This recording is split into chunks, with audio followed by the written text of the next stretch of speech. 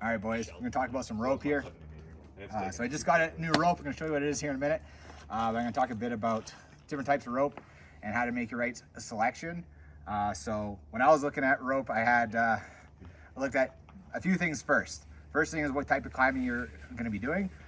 Are you mostly gonna be top roping? You're gonna be sport climbing, single pitch, or you be multi-pitching, alpine climbing? What kind of climbing you're gonna do? So I mostly do sport climbing. I love multi-pitch climbing, so I wanted something a little bit lighter.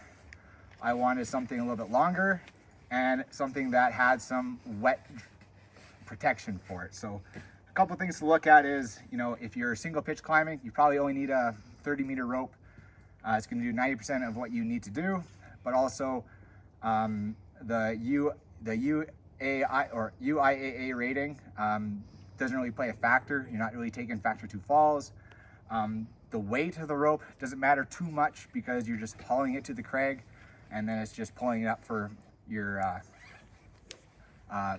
climb if you're going to wrap. But when you're multi-pitching, weight of the rope plays a factor, length, and some of those things. So what I got is a Sterling INR 9.4 70-meter rope.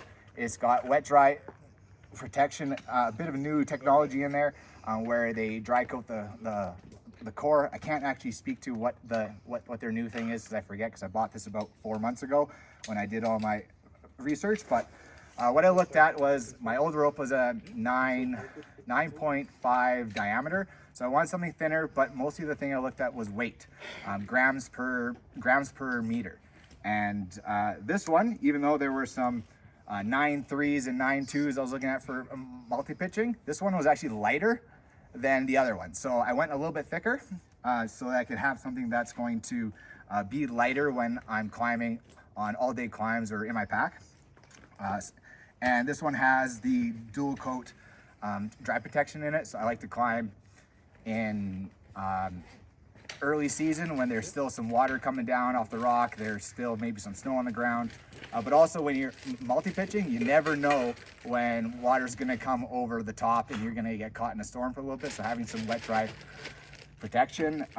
Cost-wise, now this one I believe was about $350 or $300. When you add that dry coating, it almost always chops on $100. Pretty much every time. You can go without a dry coating and save yourself $100.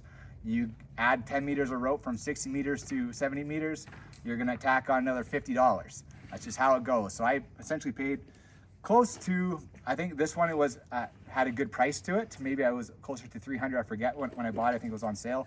But I didn't pay a full $150 on top of the regular price of the rope.